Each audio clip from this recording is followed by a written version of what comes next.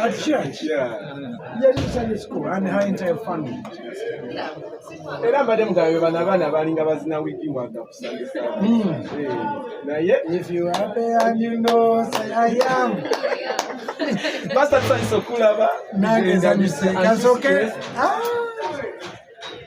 Kwetaga massage. Balina okuba bakulawo baki.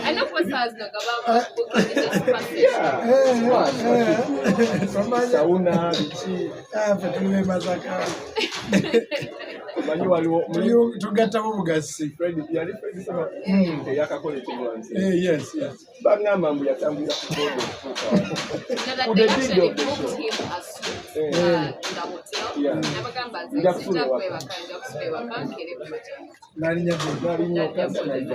kyolaba abayimbi bonna abayimba byaffe obulamu bwange tuli ready short okuseeringa out ebirabikala bitawanya Kampala nebaze ntya mwebale nnyo bannange mwebale ate neddetu tugulako tiketi ku Saturday netemos Monday to Friday Pastor William naye wakyaliwo some space mu detu day 3 emitwalo 2.5 Pause Nansana. Day 2 yanneralikiza cause we made a decision 3 days ago.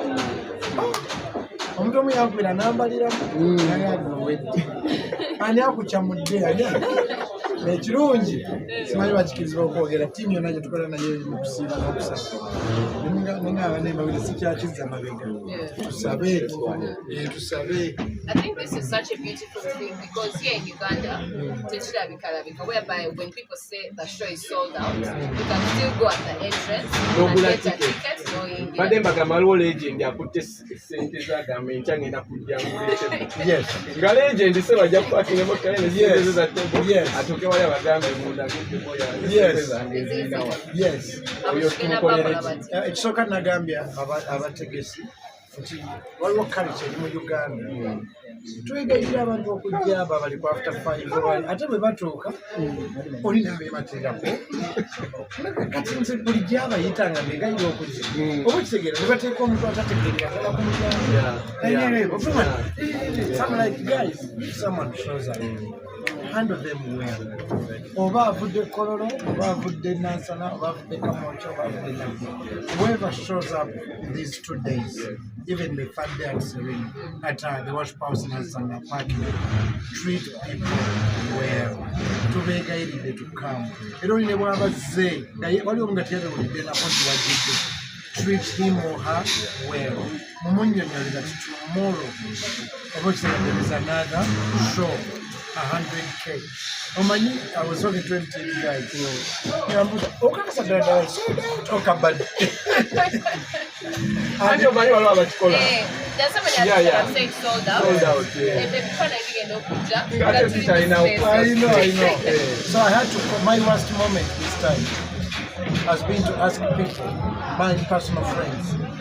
Era n'omuzungu gwe nakubidde mu America yagula table n'ateekako abantu I'm calling abaana b'omuntu to move to bed because there is no space. That's very difficult. It's hard. I have a friend in Entebbe. I have to drive there. I take a rent. Nakubidde n'abamu bakwano bange bagambadde nsaba engeri gyezazezinaye tumamuje mu netto kumbe yetebo yakasuku ate namulabyawe kasuku nagamba omugagge wange aŋŋambye tokikola nemugamba kale yagula 2 tables babayita right now. Yes, right now. Very humble guy. But my people cannot. Nemugamba nsasira nemugamba mpayo 1 table on day 1 Friday and then I'll pay 1 table on Saturday. Naze mukufuna simu yako. Ngaba amawulire gamutuse. Olere eyaffe gyoboje. Yomuganga takwata. So praise God for the favor. I have seen the love. I've seen celebrities posting. I've never seen Silver Chamberlain posting. I've not seen Shiba, Spice Diana Table, Navio.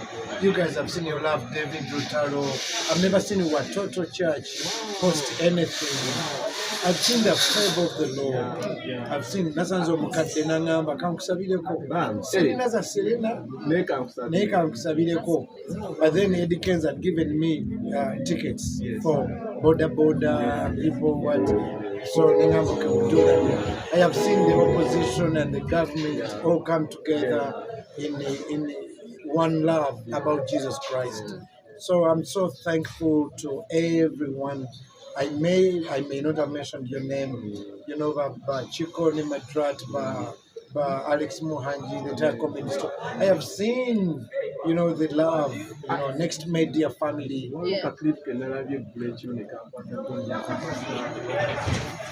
Robert Kanja Jr., yeah. When you walked into church at the worship house as I was preaching. I don't know. I was like, God, thank you. Your love. That is too much love. Yeah, that's too much now, love. Pastor Wilson, I've had some people say that after first day, I cannot do a lot of energy. By the time he comes to second day, I cannot going to chat with him. So come about it. I'm Leo Douglas. I'm watching my kids. I'm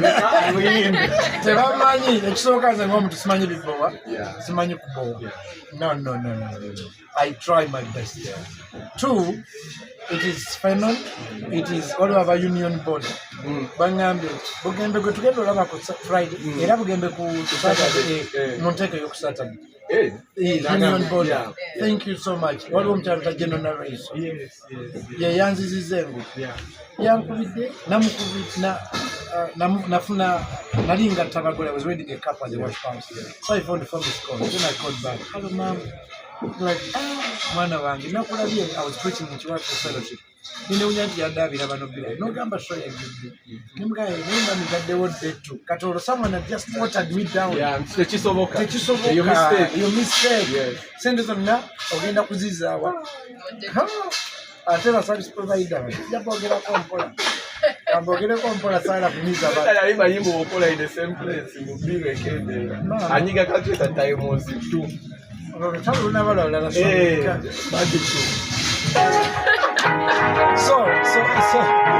called me here. But we went to 2 minutes. There was a mini concert. I can't remember. Day 2. General Race, I went to her office. I'll buy 5 tables. What? To help you with Betty. Ningenda yoko mwebaza nagenze tansuru. Omanyi gwe pastor wange. Nangamba obayi yajayo washika. Talinyanga. Naye yampiriza mu COVID generation yampiriza 5 million. Nangamba bado wanataka nikungamba kwezese kati bisiri. Nga pastor mjinga aliwa nyo. Nenda kozilya. Aja kugeza pastor. Ati kabete batu awula bugele mujiboji. Let me wait to eat this money, to use this money. That's the money we use to start to go and invest. To start the very first monthly payment. When Mr. Kalisa helped us for COVID, hatusasula in installments. Kakati nangamba ucho nengeri jozone I'll buy 10 tables. Wow.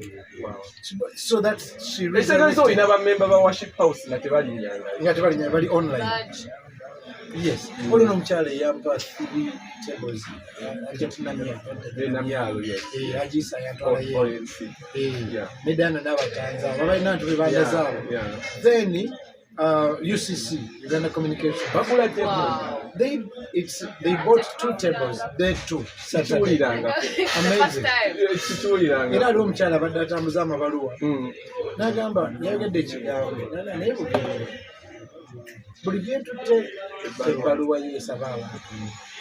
Sirabanga ko muntu agamba obimanya nti nagamba naye olugendo Katonda ayitaatawe. It touched my heart. I saw a comment on social media. Someone saying, "I'm Kenyan. But who is this guy?" naye olaba ebiriwo leero nogityakayakayitako bwalitojjukira kasiku yagambye kasita otayimba nnyimba era njagala abantu abantu bagala kunyigira kasuku nebagamba no sometimes in marketing, if I want to Pepsi is my sponsor. We manja nakulanga Pepsi. Nemuteka ku billboard. Nga imiridde like a normal bottle. I have to kujisulika. So you'd be like, please. I think Kasuku was advertising my concert in his character because he's my friend. Yes. But I feel he was also saying sometimes when abantu bakere. Yes, all 3 days twakoze ekigambo kimu same fire. Tukange nyimba kimu noyimba ekirala. Will you? Tulina bannamawulire tunayimba oba mwe mukwata konti wesirikire. Okay, tugende. Bambize State House ogenda ku mikolo egy'abanene ze ne bannange ne twesunga ogenda okuyimbira abantu beeyo pangira akawalako mpangira nembuuza biriba bitya mulyango gw'eggulu tugende ayinza otula watula Mukama ndi mwana wa ssomero nzira nti ewa mami ne mugamba ndi lubuto kuyiga endongo bwafuuka endongo pangira akawalako mpangira nange nkwagala mpaayo omutwalo.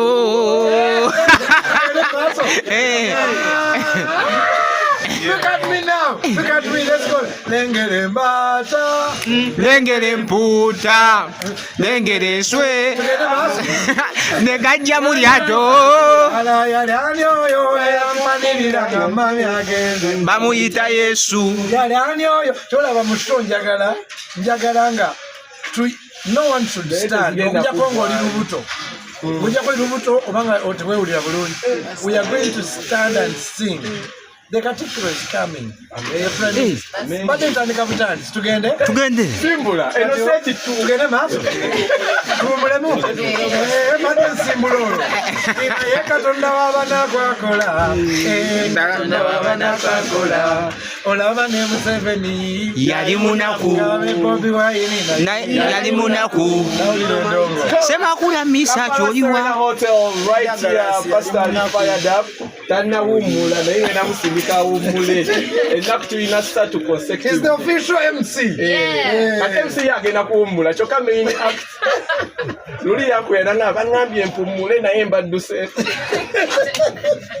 So Massimo, we found by M10, but let's come back. Tomorrow it's gonna be fire. Come through, let's celebrate Pastor Wilson Bugembe. 20 years, of ministry, 20 years of gospel music, 20 years of preaching the word of God, 20 years of impacting young people, 20 years of speaking to these celebrities who don't go to church.